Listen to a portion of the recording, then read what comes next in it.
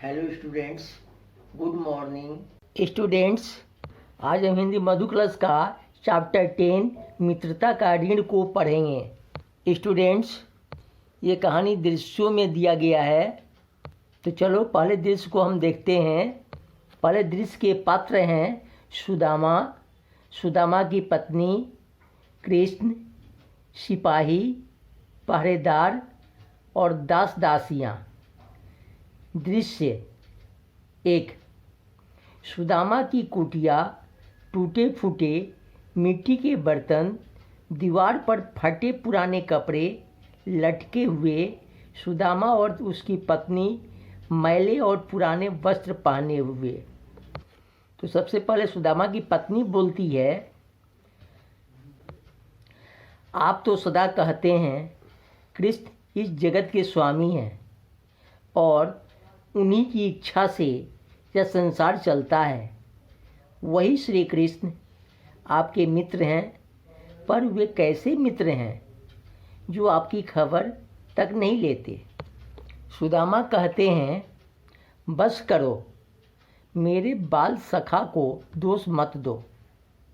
उन्हीं की दया से इस धरती पर हम सभी जी रहे हैं। मेरे लिए यही बहुत है कि वे मेरे मित्र हैं। सुदामा की पत्नी कहती है, पर इस तरह हम और अधिक दिन नहीं जी सकते। हमारे पास तो भोजन भी नहीं रहा। सुदामा कहते हैं, प्रभु जैसे रखेंगे हम रहेंगे, उनकी लीला बड़ी विचित्र है। सुदामा की पत्नी कहती है, नहीं नहीं, अब और देर करना ठीक नहीं है। आप उनसे अपना दुख क्यों नहीं कहते? अगर मुसीबत में भी मित्र सहारा नहीं दें तो मित्रता कैसी? मैं तैयारी कर देती हूँ, आप कल ही द्वारिका चले जाइए, पर मैं उनके लिए क्या भेजूँ? हाँ, थोड़े से चावल पड़ोसिन से मांग लाती हूँ। एक निर्धन मित्र की ओर से यही सुंदर उपहार होगा। स्टूडेंट्स, पहले दृश्य में हमने देखा सुदामा एक निर्धन व्यक्ति हैं जिसकी पत्नी उससे उसके मित्र कृष्ण के पास भेजना चाहती है, क्योंकि उसका कहना है मुसीबत में मित्र ही सहारा देता है। इसलिए वो द्वारिका जाए और अपने मित्र को सब बताए। तो चलो स्टूडेंट्स, अब हम दूसरा दृश्य को देखेंगे। दूसरे दृश्य में द्वारिका का विशाल महल, बाहर पहरियों द्वारा कठिन पहरा, महल का बड़ा लौ द्वार, चारों ओर संतरियों की चहलकदमी। सुदामा कहते हैं, मन ही मन सोचते हैं, हे प्रभु, इस राजभवन में तो कोई मुझे प्रवेश ही भी करने नहीं देगा, पर अगर मित्र से मिले बिना लौट कर जाऊँगा तो पत्नी से क्या कहूँगा। सुदामा जैसे ही द्वार के निकट पहुँचते हैं, द्वारपाल दौड़ कर आता है। द्वारपाल कहता है, ठहरो, तुम कौन हो? किस साहस से द्वार के निकट आते हो? सुदामा कहते हैं, मैं कृष्ण का बाल सखा हूँ। द्वारपाल कहता है, एक बार अपनी ओर देखो, क्या तुम महाराज के मित्र हो सकते हो? शीघ्र ही यहाँ से चले जाओ, नहीं तो कारावास में डाल दिए जाओगे। सुदामा कहते हैं उच्च स्वर में पुकारते हुए, हे कृष्ण, तुम कहाँ हो? देखो, तुम्हारा मित्र सुदामा आया है। केशव, मेरे सखा, मेरी पुकार सुनो। श्री कृष्ण ने मित्र की करुणा पुकार सुनी और द्वारपाल सुदामा को जैसे ही रोकता है, श्री कृष्ण नंगे पांव दौड़कर मित्र से गले मिलते हैं। वे बड़े आदर सहित सुदामा को राज महल में ले जाते हैं। कृष्ण कहते हैं, इतने बरसों बाद मेरी याद आई, कैसे हो सुदामा? सुदामा कहते हैं, केशव, तुम तो हृदय में रहते हो, तुम्हें भला कैसे भूलूंगा? तुमसे मिलने ही तो मैं इतनी दूर से आया हूँ।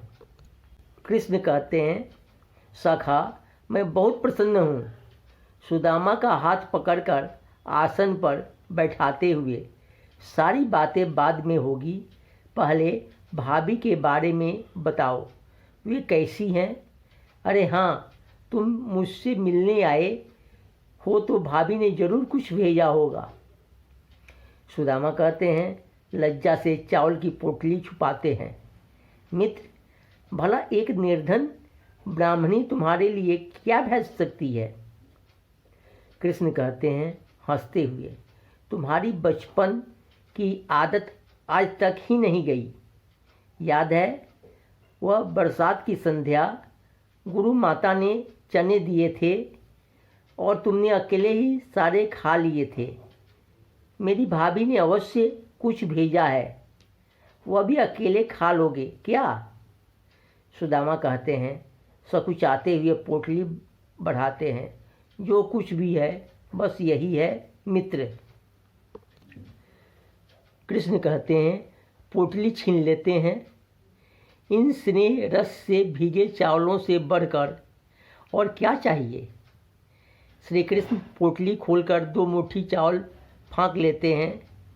सुदामा बोलते हैं सोचते हुए, मित्र को अपना कष्ट कैसे बताऊं? कृष्ण बोलते हैं, किस चिंता में पड़े हो मित्र? आज रात तुम मेरे साथ ही भोजन और विश्राम करोगे। बरसों की बातें करनी है। स्टूडेंट्स, दूसरे दृश्य में हमने देखा सुदामा द्वारिका जाते हैं और उनके मित्र कृष्ण को जब ये बात पता चलती है, वो नंगे पैर दौड़कर आ जाते हैं और सुदामा के गले लग जाते हैं। फिर कृष्ण सुदामा की पत्नी द्वारा दिए गए चावल को छीन लेते हैं और उसे खाते हैं और सुदामा को चिंतित देख उससे कहते हैं कि आज रात वो उनके साथ ही भोजन और विश्राम करेंगे। ओके स्टूडेंट्स, अब हम तीसरा दृश्य देखेंगे। तीसरा दृश्य में देखो, सुदामा अपनी कुटिया के सामने खड़े हैं, लेकिन देखकर चकित हैं कि उनकी कुटिया के स्थान पर सुंदर भवन है, उपवन है, दास दासियां दौड़ रहे हैं, रथ और घोड़े खड़े हैं। सुदामा मन ही मन घबराते हैं, मित्र से कुछ मांग भी नहीं सका और अब तो जाने किस पाप का दंड मिला कि टूटी फूटी कुटिया भी चली गई। मुड़कर लौटने लगते हैं, तभी भीतर से राजसी पोशाक में एक स्त्री आकर उन्हें प्रणाम करती है। सुदामा की पत्नी बोलती है, आपने तो मुझे ही नहीं पहचाना। आप उनके पास जाते नहीं थे, उन्हीं की कृपा से यह सब कुछ है। एक ही बार में आपने इतना कुछ मांग लिया। सुदामा बोलते हैं आंसू पोंछते हुए, मैंने तो लज्जा से अपना हाल तक नहीं बताया, फिर मांगता कैसे? वे सब जानते हैं, अंतर्यामी जो ठहरे। पति पत्नी दोनों हाथ जोड़कर कृष्ण की जय जयकार करते हैं। सुदामा बोलते हैं, उन्होंने तो मित्रता का ऋण चुका दिया, जय हो नाथ। स्टूडेंट्स, तीसरे दृश्य में हमने देखा कि सुदामा अब अपने घर लौट आए हैं, लेकिन अपनी कुटिया की जगह राजमहल देखकर लौटने लगते हैं। तभी उनकी पत्नी उस राजमहल से निकलती है, जिसे वो पहचान नहीं पाते हैं। फिर वो कहती है कि आपने एक ही बार में कृष्ण से इतना कुछ कैसे मांग लिया? तब सुदामा कहते हैं, मैंने तो अपनी लज्जा से हाल तक नहीं बताई, फिर मांगता कैसे? स्टूडेंट, सुदामा कहते हैं कि उनके मित्र अंतर्यामी हैं, यानी सब जानते हैं। उन्हें ये पता चल जाता है कि ये सब उनकी मित्र की कृपा है। फिर दोनों पति पत्नी श्री कृष्ण की जय जयकार करते हैं और इस प्रकार वो अपनी मित्रता का ऋण चुका देते हैं।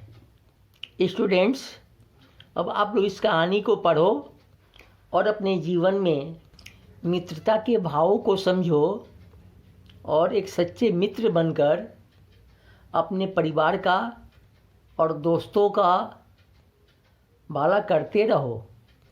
Okay students, thank you.